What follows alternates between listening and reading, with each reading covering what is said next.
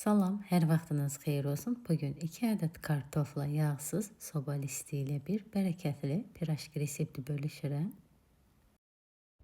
2 ədəd bişmiş kartofu isti şəkildə əzib püre halına gətirirəm. Kartofu qoyuram kənarda soysun. 1 xörək qaşığı mayanı suda həll edirəm.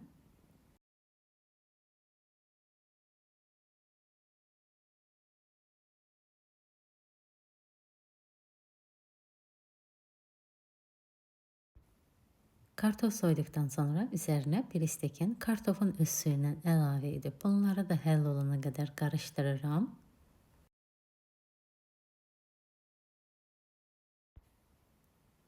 Pürenin üzerine 1 adet yumurta, maya, mayonez ve tuz əlavə edib bunları da həll olana qədər qarışdırıram.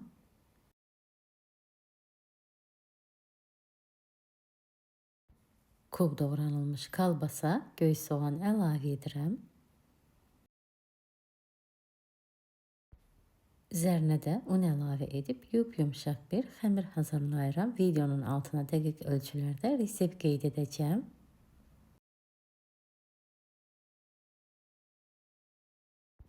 Xəmir hazır olduqdan sonra yağladığım qaba yerləşdirib üzərini örtüb yarım saat mayalandırıram. Xəmir yarım saat mayalandı, hazırdır.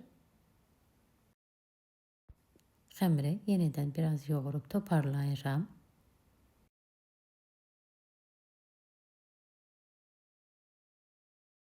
Xəmiri bol unladığım masanın üzerine yerləşdirirəm.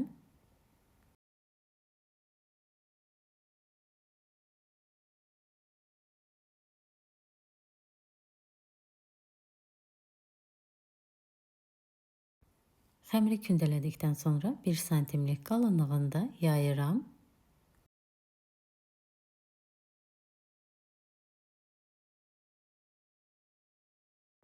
Xəmiri bu qalınlıqda yaydıktan sonra dilimlərə ayırıram.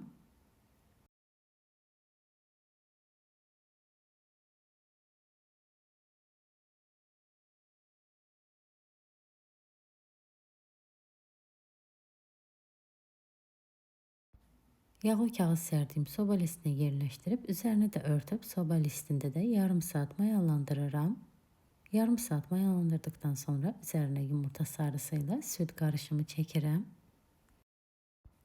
Önceden isidilmiş 180 derecelik sobada 30-35 dəqiqə bişirirəm. Budur, artık pişti, hazırdır. 2 adet kartofla yağsız böyük soba listi ile bir çok ətirli, yumuşaq pirajkilər alınır.